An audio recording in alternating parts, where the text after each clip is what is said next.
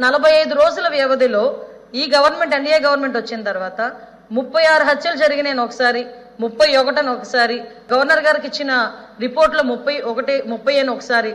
అంటే ఒక్కొక్క దగ్గర ఒక్కొక్క స్టేట్మెంట్లు ఇచ్చుకొని జనాల్ని కన్ఫ్యూజ్ చేస్తున్నారా, ఆయన కన్ఫ్యూజ్ అవుతున్నారా, ఆయన ఏమన్నా తాపత్రయపడుతున్నారా? 36 హత్యలు జరిగినాయి అని నేషనల్ మీడియా అడిగిన తర్వాత ఢిల్లీలో ఉన్నప్పుడు ఆ 36కి సంబంధించిన లిస్ట్ ఇవ్వండి అని చెప్పి అక్కడ మీడియా వాళ్ళు అడిగితే ఆన్సర్ చేయకుండా పక్కకి వెళ్ళిపోయారు. ఏమేనంటే రెడ్ బుక్ చూపిస్తారు.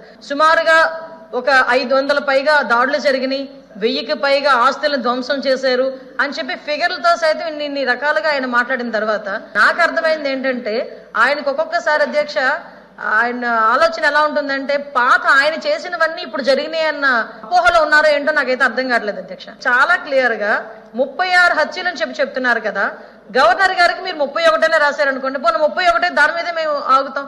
ఆ 31 మంది ఎవరున్నారు, ఏ ప్లేస్ లో ఎవరు చంపారు, పోనీ ఎవరు చచ్చిపోయారో మీ నాయకులు ఒకసారి మాకు లిస్ట్ ఇవ్వండి.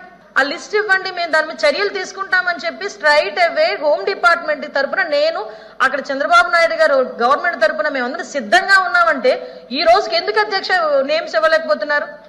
ఎక్కడ దాడులు జరిగినాయి అని చెప్తే ఎందుకు అధ్యక్ష ఆ దాడులు జరిగిన ప్లేస్ చెప్పనండి. ఇక్కడ మేమందరం ఎమ్మెల్యేలు, ఎమ్మెల్సీలు, మంత్రులు, ఇక్కడ అందరూ కూడా మంత్రులు ఉన్నారు అధ్యక్ష, ఎమ్మెల్సీలు ఉన్నారు అధ్యక్ష. ఒక్కసారి లాస్ట్ 5 సంవత్సరాల్లో ఒక్క కేసు కూడా లేకుండా ఎమ్మెల్యేని కానీ ఎమ్మెల్సీని కానీ మంత్రిని కానీ చూపించమన్నాడు అధ్యక్ష. ఈ రోజు నేను అడిగితే ఒకసారి ఎంతమంది మీద కేసులు ఉన్నాయంటే మేము చేతులెత్తాం అధ్యక్ష. ఒక్కసారి ఎవరైనా చేతులెత్తే పరిస్థితి ఏదైనా ఉందంటే ఎవరి మీద కేసులు ఉన్నాయా? కేసులు ఉన్న వాళ్ళు ఒకసారి ఛాన్స్ రైజ్ చేసుకుంటే, ఇంక్లూడింగ్ మీ, నా మీద 23 కేసులు, లోకేష్ గారి మీద ఒక 23 కేసులు, అందరి మీద మినిమం +10 అధ్యక్ష.